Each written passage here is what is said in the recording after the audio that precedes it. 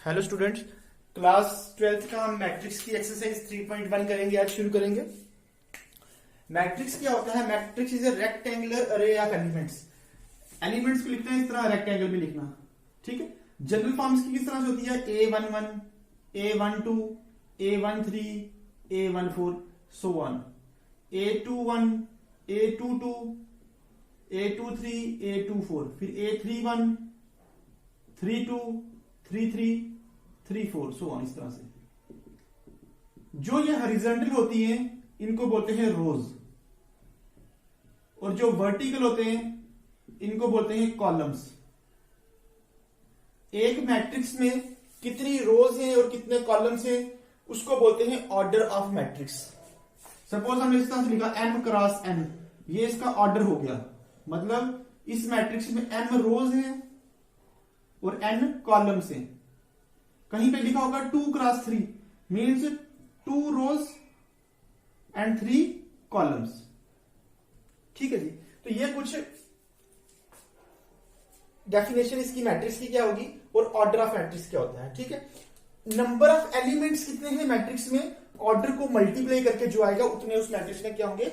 Elements होंगे। उसके next, जिस मैट्रिक्स में एक ही रो होती है, a matrix that has only one row. For example इस तरह से है 1 2 3, देखिए एक ही रो है, सेकंड रो नहीं है। जिस मैट्रिक्स में एक ही रो होती है उसको बोलते हैं रो मैट्रिक्स।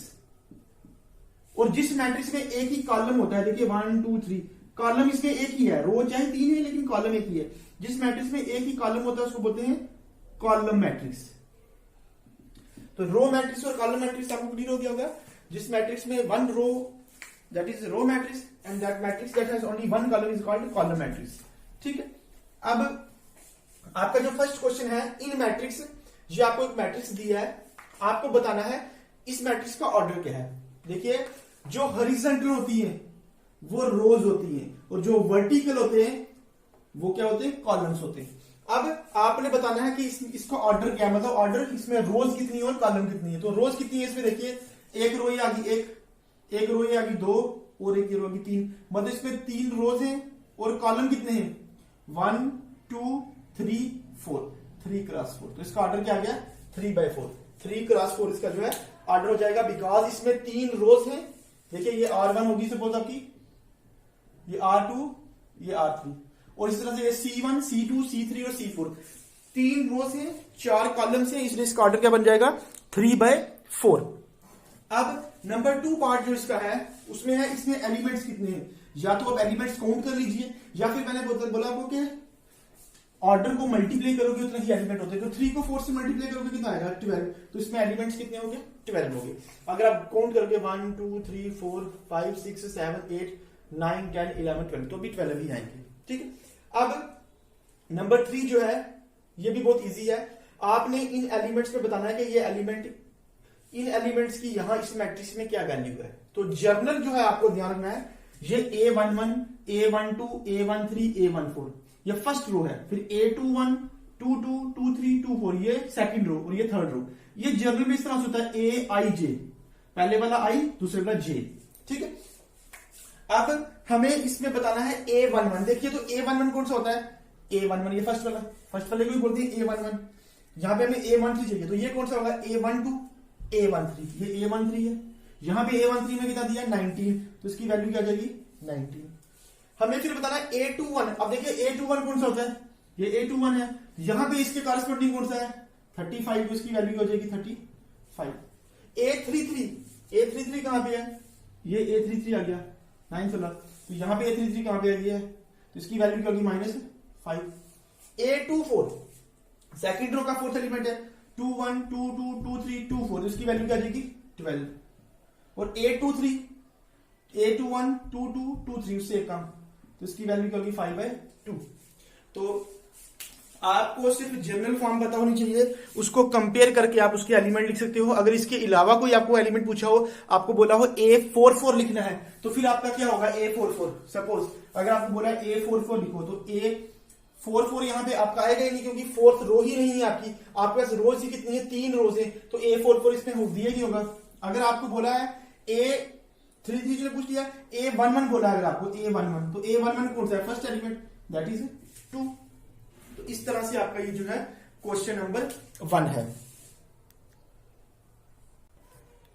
क्वेश्चन नंबर 2 है आपका, if a matrix has 24 elements, अगर एक मैट्रिक्स में 24 एलिमेंट्स है तो what are the possible order it can have. तो फिर इसका ऑर्डर क्या हो सकता है, मींस इसमें कितनी रोज और कितनी कॉलम्स होगी। Therefore the possible order is कौन कौन सा। अब आपको किस किस को मल्टीप्लाई करो तो 24 बनता है आपका, 1 इंटू 24, 2 इंटू 12।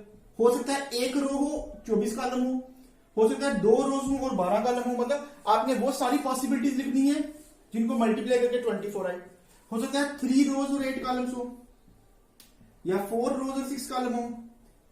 फिर और क्या बन सकते हैं, 6 4 हो, 8 3 हो, 12 2 हो, या फिर 24 1 हो। तो ये आपके जो है पॉसिबल ऑर्डर से, इन सबको मल्टीप्लाई करके आपका 24 ही बनता है। तो इनमें से कोई भी ऑर्डर इसका जो है हो सकता है, ये सारे पॉसिबल हैं। 1 24, 2 12, 3 8, 4 6, 6 4, 8 3, 12 2, 24 1, क्योंकि इनको प्रोडक्ट करके मल्टीप्लाई करके 24 बनता है।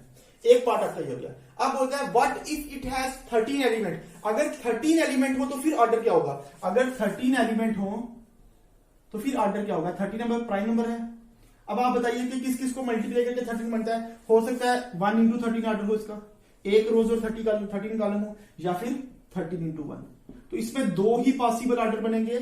इसमें जो है आपके ज्यादा बनेंगे because 24 is a composite number, और काफी सारे वेज में हम मल्टीप्लाई करके 24 ला सकते हैं। नंबर 3 है, if a matrix has 18 elements. अगर एक मैट्रिक्स में 18 एलिमेंट्स हैं तो what are the possible order it have. अगर 18 एलिमेंट्स हैं तो आप बताइए किस किस को मल्टीप्लाई करके 18 बनेगा, क्योंकि ऑर्डर होता है m क्रॉस है। तो एक आ गया 1 इंटू 18, एक आ जाएगा 18 इंटू 1, दोनों में बन जाएगा। एक आ जाएगा 2 इंटू 9, दूसरा इसका बन जाएगा 9 इंटू 2 भी हो सकता है।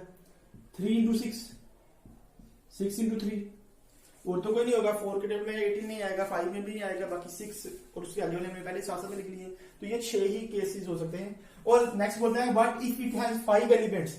अगर 5 एलिमेंट्स होंगे तो फिर क्या होगा। 5 प्राइम नंबर है, इसमें 2 ही ऑर्डर बनेंगे इसके, 1 इंटू 5 या फिर 5 इंटू 1। तो ये आपके कुछ क्वेश्चन है फर्स्ट 3 मैट्रिसेस के। आपने क्वेश्चन नंबर 1 के लिए जो जरूरी चीज है आपको ध्यान रखनी है कि जो जर्नल फॉर्म, ये आपका क्वेश्चन कंप्लीट है, मैं ऐसे जर्नल बता रहा हूं। जो जर्नल फॉर्म होती है मैट्रिक्स की, A11, A12, A13, A14 so on, ये फर्स्ट रो होगी। A21, 22, 23, 24 ये सेकंड रो होगी। A31, 32, 33, 34 ये थर्ड रो होगी। और इस तरह से आप आगे भी लिख सकते हो, और भी रोज लिख सकते हो। जो हॉरिजॉन्टल है वो रोज हैं, और जो वर्टिकल है वो कॉलम्स होते हैं। अगर किसी मैट्रिक्स में m रोज हैं और n कॉलम्स हैं तो उसका ऑर्डर क्या होता है, m क्रॉस n। और नंबर ऑफ एलिमेंट्स कितने होंगे, दोनों को मल्टीप्लाई करके। ये आपका क्वेश्चन नंबर 1 में यूज हुआ था। आपने कंपेयर कर लेना है उससे, जो एलिमेंट अगर ये पूछा होगा तो इसके कंपेयर करके आपने देख लेना है इसके इक्विवेलेंट वहां पे कौन सा एलिमेंट है, आपने लिख देना है A23 की ये वैल्यू है। और ये जो A11 लिखा है ये जनरल होता है AIJ। यहां पे I1 है, J भी 1 है। यहां पे I2 है, J जो है 3 है। तो ये जनरल फॉर्म मैट्रिक्स की बहुत इंपॉर्टेंट है। और ये AIJ, M क्रॉस n, पहले रोज फिर कॉलम, चाहे रोज कम क्यों ना हो, 2/3 भी लिख सकते हैं। 2 रोज 3 कॉलम, पहले नंबर पे रोज ही, नंबर 2 में कॉलम है। जिस मैट्रिक्स में एक रो होती है उसको रो मैट्रिक्स, जिस मैट्रिक्स में एक ही कॉलम होता है उसको कॉलम मैट्रिक्स। और भी जो जो डेफिनेशन से हम साथ साथ में करते जाएंगे। आज के लिए इतना ही, बाकी जो है हम नेक्स्ट वीडियो में करेंगे।